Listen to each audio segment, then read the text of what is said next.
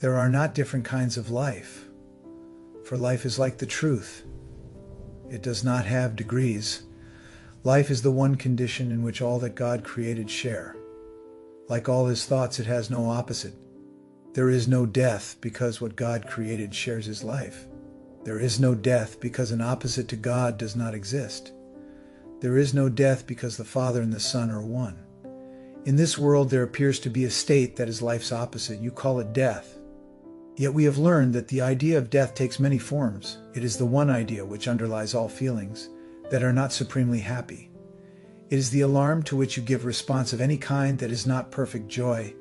All sorrow, loss, anxiety, and suffering and pain, even a little sigh of weariness, a slight discomfort, or the merest frown, acknowledge death.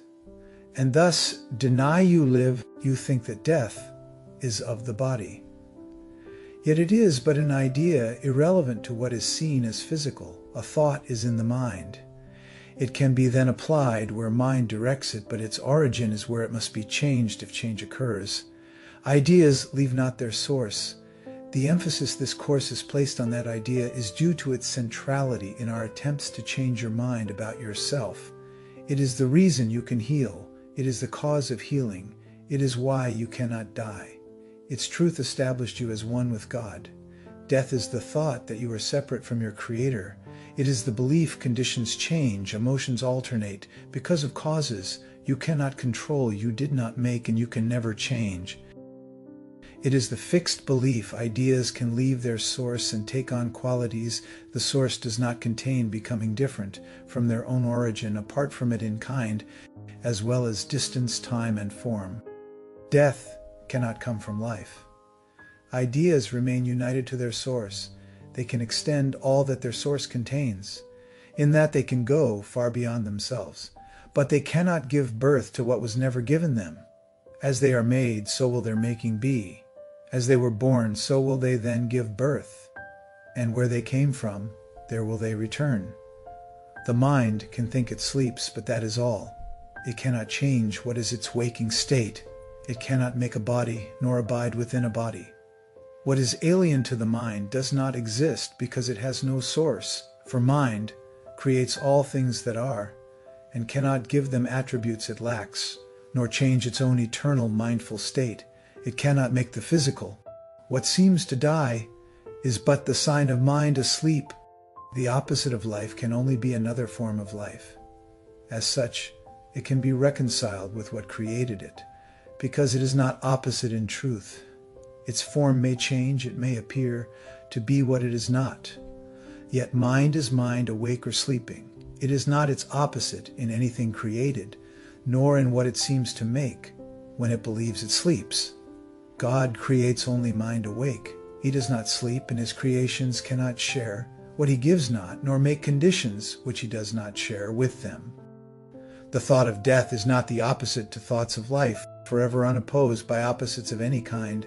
The thoughts of God remain forever changeless, with the power to extend forever changelessly, but yet within themselves, for they are everywhere. What seems to be the opposite of life is merely sleeping.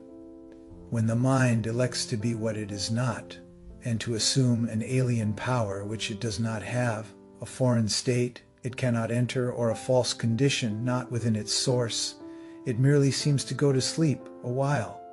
It dreams of time, an interval in which what seems to happen never has occurred. The changes wrought are substanceless, and all events are nowhere. When the mind awakes, it but continues as it always was. Let us today be children of the truth and not deny our holy heritage. Our life is not as we imagine it. Who changes life because he shuts his eyes, or makes himself what he is not because he sleeps and sees in dreams an opposite to what he is? We will not ask for death in any form today. Nor will we let imagined opposites to life abide even an instant, where the thought of life eternal has been set by God himself. His holy home we strive to keep today as he established it, and wills it be forever and forever. He is Lord of what we think today. And from his thoughts, which have no opposite, we understand there is one life, and that we share with him, with all creation, with their thoughts as well, whom he created, in a unity of life which cannot separate in death and leave the source of life from where it came. We share our life because we have one source, a source from which perfection comes to us, remaining always in the holy minds which he created perfect.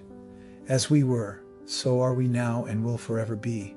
A sleeping mind must waken as it sees its own perfection, mirroring the Lord of life so perfectly it fades into what is reflected there. And now it is no more a mere reflection. It becomes the thing reflected and the light which made reflection possible. No vision now is needed, for the wakened mind is one that knows its source, itself, its holiness. Peace and love to you today. We'll see you in the next lesson.